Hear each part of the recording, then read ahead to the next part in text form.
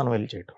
Sir అంతే. ఇదండి ఇలా చేయాలండి ఇదంటే ఒకసారి డన్. అంతే అంతే. వాళ్ళు ఏం చెప్తే చేసుకుని వెళ్ళిపోవడమే. అంతేనండి. నేను సీనియర్‌ని నేను చెప్పింది చేయాలన్నా కూడా నేను చేయనండి. మీరు ఏది చెప్తే అది చేస్తాను. అంతేలేండి. అంతేనండి. కానీ సీనియరిటీ అనేది ఇప్పుడు వచ్చిందండి. హ్మ్. మీరు తొలి రోజుల్లో అవును. మీరు శ్రీకాంత్, బ్రహ్మాజీ మీరందరూ అవును. సినిమా ఇండస్ట్రీలోకి వేషాల కోసమని అవునండి. వచ్చినప్పుడు అప్పుడైనా కనీసం డైరెక్టర్ దగ్గరికి సార్ నాకు హీరో వేషం ఇవ్వండి సార్, నేను బాగా చేస్తాను సార్, లేకపోతే విలన్ ఇవ్వండి సార్ నేను చేస్తాను, అనలేము. ఆ డ్రైవ్ ఎప్పుడు మీలో లేదు. డ్రైవ్ అని కాదు ఎవరైనా అనలేరండి. ఈ ఆర్టిస్ట్ వెళ్ళి ఒక డైరెక్టర్ దగ్గరికి నాకు మెయిన్ హీరో ఇచ్చేయండి, నాకు విలన్ ఇచ్చేయండి, నేను ఎరగదీస్తానని అంత సీన్ లేదండి అప్పట్లో కూడా. అప్పుడే మరీ టఫ్ టఫ్ కదండి అప్పట్లో. ఇంతమంది న్యూ డైరెక్టర్స్ లేరు, లేరు. ఇంత కలివిడైన వాతావరణం లేదు, లేదండి. చాలా స్టిఫ్ గా ఉండేది ఇండస్ట్రీ. అప్పట్లో ఉన్న పని మా పెద్ద హీరోలు 5 తప్పితే ఇంకెవరు ఉండేవాళ్ళండి. ఎవరు లేరు. మేము తిరిగే టైంలో ఆ తర్వాత ఇప్పుడు మళ్ళీ జనరేషన్ అంతా ఇప్పుడు వచ్చిన బ్యాచ్ అంతా తర్వాత వచ్చారండి. వర్మ గారి డైరెక్టర్ అయిన తర్వాత మారిపోయింది. మారిపోయింది ఆ సినారే మారిపోయింది. కొత్త వాళ్ళు అంటే ఎవరైనా ఆయన ఆపర్చునిటీ ఇచ్చారు. అవును. అట్లాగే మన భరద్వాజ్ అన్నయ్య కానీ ఎవరు చాలా మంది డైరెక్టర్లు బోళం మంది ఎంతమంది బాగున్నాడులే పెడదాంలే రండి ఏమైనా డైలాగ్ చెప్తాం అంతకుముందు చేశాడు చెప్పగానే బాగుంది ఓకే కానీ ఇతన్ని అట్లా జరిగిపోయింది. కానీ ఇప్పుడే సరే కొత్త మనం చూసేసి పాత సినిమాల్లో అట్లా చూసా ఓకే అని కప్పుకొని ఇప్పుడు గేమ్ చేంజర్ శంకర్ గారికి మనం తెలుగు వాళ్ళు ఎవరు తెలియదు. అవును. ఇప్పుడు వాళ్ళ దగ్గర తెలుగు వాళ్ళ అసిస్టెంట్ డైరెక్టర్లు వెళ్ళి సార్ ఇదిగోండి పలానా సినిమాలు చేశాడు చూడండి బాగున్నాడు బాగా చేశాడు అని పెట్టండి పిలవండి అట్లా ఇవ్వటమేనండి అంతే. అదేలేండి. లేదు డైరెక్ట్గా వెళ్ళి మనం బాబు నన్ను చూడండి సార్ నేను ఎట్లా ఉన్నాను అట్లా ఉండి ఎవరు కదండి ఆయన. వాళ్ళు మన డైరెక్షన్ డిపార్ట్మెంట్ వాళ్ళు ఇతనైతే బాగుంటారండి అంటే శంకర్ లాంటి వాళ్ళకి. ఇప్పుడు మన లోకల్ తెలుగు వాళ్ళకైనా సరే మీ పక్కనున్న అసిస్టెంట్లు కూడా సార్ ఆయన అయితే కరెక్ట్గా ఉంటాడండి తీవే ల్యాప్టాప్ లో తీసి ఇప్పుడు వచ్చింది బాగుంది కరెక్ట్ సీనియర్ చెప్పండి అట్లా. అవును అంతే కదండి ఎప్పుడైనా సరే. అవును. ఇదివరకు రోజుల్లో ఈ టెక్నాలజీ లేని టైంలో ప్రతి ఆఫీస్కి ఫోటో మన వెనకాల phone number Raso PP number లేకపోతే మన పేరు అన్ని రాసి సార్ మా ఫోటో అన్నాడు పెట్టి నెంబర్ అన్నమాట. ఎందుకంటే అప్పట్లో మరి అందరు ఫోన్లు మద్రాసులో ఉన్నప్పుడు ఫోన్ ఎఫర్ట్ చేసే ఇది ఎక్కడదండి. అవును. పక్కనే ఉన్న కాల్ వస్తే వెళ్ళి తీసి పిలిచారు. మద్రాసులో మీరు టీ నగర్ లోనే ఉండేవాళ్ళం కాదు, మీరు బ్రహ్మాజీ మీరందరూ? లేదు బ్రహ్మాజీ వాళ్ళు వేరే చోట ఉండేవాళ్ళండి, మేము టీ నగర్ లో ఉండేవాళ్ళం. మీరంటే నేనున్న బయట ఒక ఆయన ఇది వరకు యాడ్ ఏజెన్సీ అతను ఉండేవాడు ఫ్రెండ్ అతను నాతో ఉండేవాడు. అక్కడికి మేము అందరం చేరేవాళ్ళండి. మన బెనర్జీ ఆయన మన రామరాజు వీళ్ళందరం మేము ఒకసారి చేరేవాళ్ళం అండి. ప్రొడ్యూసర్ విజయనాథ్ మన శ్రీకాంత్ గారు అందరూ వచ్చేవాళ్ళు. అక్కడే కూర్చునేవాళ్ళు అందరు బ్యాచ్ అంతా. ఆయన కూడా వేరే చోట ఉండేవాడు శ్రీకాంత్ గారు వాళ్ళంతా అందరు కలిసేవాళ్ళం. ఇప్పుడు కూడా స్టిల్ ఎవ్రీడే షూటింగ్ ఉన్నా లేకపోయినా డైలీ మన శ్రీకాంత్ ఆయన కలుస్తూనే ఉంటాను. ఇప్పుడు కూడా స్టిల్ డైలీ కూర్చుంటాం ఆయన దగ్గర. ఓకే. మీ బ్యాచ్ లో శ్రీకాంత్ బాగా రైజ్ అయ్యాడు కదా? బాగా రైజ్. మాకన్నా జూనియర్ అయినా ఆయన 140 సినిమాల వరకు హీరోగా చేశాడు. పెద్ద హిట్లు ఉన్నాయండి. తాజ్ మహల్ గానీ లేకపోతే పెళ్లి సందడి గానీ చెప్పుకోవడానికి ఎన్నో సినిమాలు ఉన్నాయండి కదా. ఆమె బ్రహ్మాండమైన సినిమాలు. ఇక ఆయనతోనే డైలీ ఆయన ఏంటంటే మేము మాదేం లేదు గ్రూప్ గుళ్ళు దేవుళ్ళు ఆయన వెళ్ళిపోదాం అంటే బై రోడ్డు ఆయనకి ఇష్టం.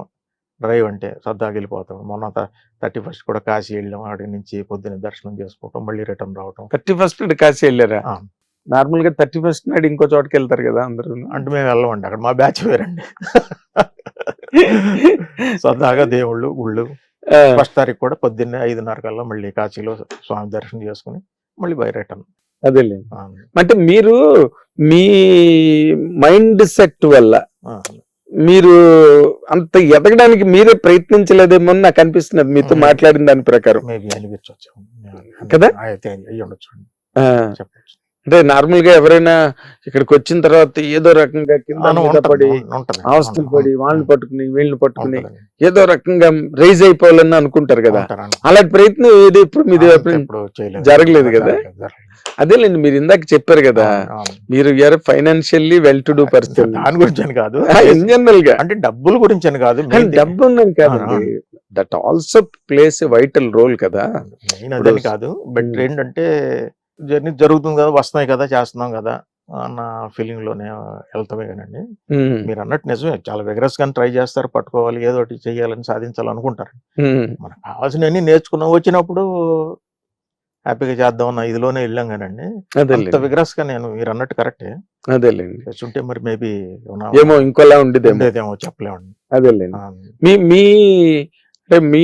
మీ అవగాహన మేరకి మీ కెరీర్ లో మీ అదృష్టం పాళ్ళు ఎంత, దురదృష్టం పాళ్ళు ఎంత అంటే ఏం చెప్తారు సార్? బేసిక్ గా నిజంగా ఇండస్ట్రీలో అదృష్టమే ఎక్కువ ఉండాలండి. ఉండాలి. ఉంటేనే చాలా మంది పెద్ద సీనియర్లు కూడా చెప్తారు. ఎంత టాలెంట్ ఉన్నా సరే అదృష్టం ఉండాలంటారు. అది ఉంటే మరి డెఫినెట్ గా ఎవరు ఆపలేరు. అది నాకు తక్కువేమో అనిపించిందేమో, నాకు తక్కువ అయిందేమో అనుకుంటున్నాను నేను. అయితే నేను ఇంకా మరి ఎక్కడికి వెళ్ళి ఉండేమో అని మరి చెప్పలేము కదా. అదేలేండి, అదే. మీకు అసలు మీ ముందు అంత మీకు తెలియని విషయాలు ఏమని చెప్పండి. మీరు ఇండస్ట్రీలో కాచి వడబోసారు, ఎన్నో చూశారు, ఎన్నో ఒడదుడుకులు చూశారు, ఎన్నో చూశారు. మన రాఘేంద్ర గారు కూడా అంటున్నారు నువ్వెన్ని చూస్తుంటావురా అసలు. మీరు ఇంకా మమ్మల్ని అడగటం మీకు తెలియదు అంటే ఇందులో సార్ ఒకటే, మాకెంత మేము చూసి లోతుపాతులు అన్ని తెలిసి అడుగడుగునా అన్ని మాకు విషయాలు తెలిసినా ప్రతి మనిషి జీవితం ఒక అంతఃపురం అండి. ఒక జీవితం ఒక అంతఃపురం. అది లోపల ఏం జరుగుతున్నది అంతఃపుర రహస్యం అంటారు చూడండి, బయటికి తెలియదు, బయటికి తెలియదు. మనం రోజు చూస్తూనే ఉంటాం, ఓహో అనుకుంటాం, బట్ వెనకాతలు ఇంకేదో జరుగుతుంది. Correct, you understand. అలాగే ఏంటంటే ఇప్పుడు ఇప్పుడు శ్రీకాంత్ గాని, శ్రీకాంత్ ఫస్ట్ ఇంటర్వ్యూ నేనే రాశా ఆంధ్రజ్యోతిలో. ఫస్ట్ ఇంటర్వ్యూ ఆఫీస్ కి పిలిచి మరీ కూర్చోబెట్టి రాయించారు శ్రీకాంత్. సరే అప్పుడు ఆ ఫ్రెండ్షిప్ ఇప్పటికీ కంటిన్యూ అవుతున్నది, అది వేరే విషయం అనుకోండి. అందరినీ చూసాను నేను. ఇప్పుడు మీరు బ్రహ్మాజీ, మీరు ఆల్మోస్ట్ ఒకలా కనిపిస్తారు నాకు. ఆయన కొన్ని సినిమాలు హీరోగా చేశాడు, తర్వాత మామూలు క్యారెక్టర్ ఆర్టిస్ట్ గా టర్న్ అయిపోయాడు. మీ బ్యాచ్ లో మీరు ఆలోచించుకుంటే హూ ఇస్ మోర్ టాలెంటెడ్ అండి మీ బ్యాచ్ లో మీరు చెప్పాలంటే?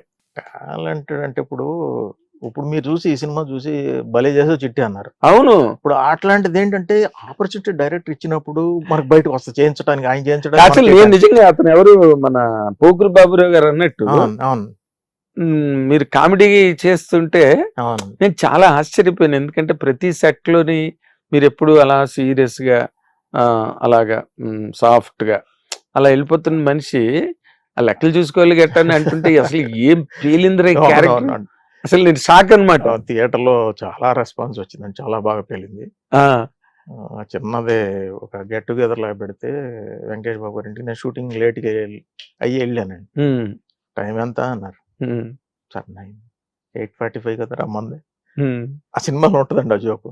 అలాగే వంశీబాయిడిపల్లి గారు, ఏమంటే చిట్టి గారు లెక్కల చూస్తే లేట్ అయిందా అన్నారు. గుళ్ళు నవ్వారు జనం అన్నారు. అలా ఉన్న 4 డైలైనా అనిల్ గారు దాన్ని అలా క్రియేట్ చేసి, నేను ఎక్స్పెక్ట్ చేయలేదు అసలు. ఏం వద్దు, ఏం యాక్ట్ చేయొద్దు, సీరియస్ గా డైలాగ్ చెప్పండి చాలు సార్. మరి అదే థియేటర్లో అంత పేలిందంటే మరి అవును అసలు ఎక్స్పెక్ట్ చేయలేదు. అంటే అందులో అఫ్ కోర్స్ ఏ సినిమాలో ఏ బ్లాక్ వేస్ట్ బ్లాక్ అన్నది లేదండి. ప్రతి బ్లాక్ ఎంటర్టైన్మెంట్ ని కాంట్రిబ్యూట్ చేసింది. అందులో మీరు అల్లుళ్ళు, అసలు ఆ గొడవ అదంతా మీ ఇద్దరిది, అసలు ఆ క్యారెక్టర్ మీకు ఎలా వచ్చింది నాకు ఇప్పటికీ ఆశ్చర్యమే. ఎందుకంటే ఫస్ట్ అది ఆ కామెడీ టైమింగ్ ఉన్న యాక్టర్ చేయాల్సిన క్యారెక్టర్ నిజంగా 100%. అబ్సల్యూట్లీ. అవును, నేను ఎక్స్పెక్ట్ చేయలేదు నాకు వస్తుంది. డైరెక్టర్ గారు ఎవరన్నా పిలిచి ఫోటో సెక్షన్ ఉంది రమ్మను వెళ్ళానంటే వెళ్ళి ఫోటోలు తీసిన తర్వాత, చిట్టి గారు బ్రహ్మాండంగా ఉంటుంది, మీకెందుకు అన్నయ్య మీరు చేస్తున్నారు, ఓకేలే కో బ్రదర్ అన్నారు కదా, ఏదో ఒకటి ఉంటుందిలే ఫ్యామిలీలో అనుకున్నానండి. అక్కడికి వెళ్ళినది కామెడీ అన్నీ ఉంటాయి నాకు తెలియదు. ఎలాగనే రండి మీరు వెంకటేష్ గారిని ఆట పట్టిస్తూ ఉంటారు, చూడండి ఇట్లా చేయండి, అట్లా ఆయన యాక్ట్ చేసి చూపిస్తాండి, మంచి నటుడు, మంచి నటుడు అనిల్ గారు. ఈ మాట రవితేజ గారు చెప్పాడు స్టేజ్ మీద, నటుడు అండి, ఇది రాజా ది గ్రేట్ కి ప్రతిదీ నాకు చేసి చూపించాడు అనిల్, మంచి యాక్టర్ అనిల్ అని. చేసి చూపించేవాళ్ళండి, చేసి ఇట్లా చేయండి ఇట్లా చేయండి అని చెప్పండి అని అనుకుని 10% కాపీ కొడితే చాలండి. మనకి అంతకుముందు చేసిన సినిమాల ఎక్స్పీరియన్స్ 10% ఆయన చేసిన దాంట్లో 10% కాపీ కొడితే చాలండి, సూపర్ అండి అనండి. ఎంత 10% కాపీ కొడితేనే మరి ఇంకా ఫుల్ ఎఫర్ట్ పడితే ఇంకా ఎట్లా ఉంటుంది మరి. అంత నటుడు ఉన్నాడు ఆయనలో, ఆయన యాక్ట్ చేసి చూపించాడు.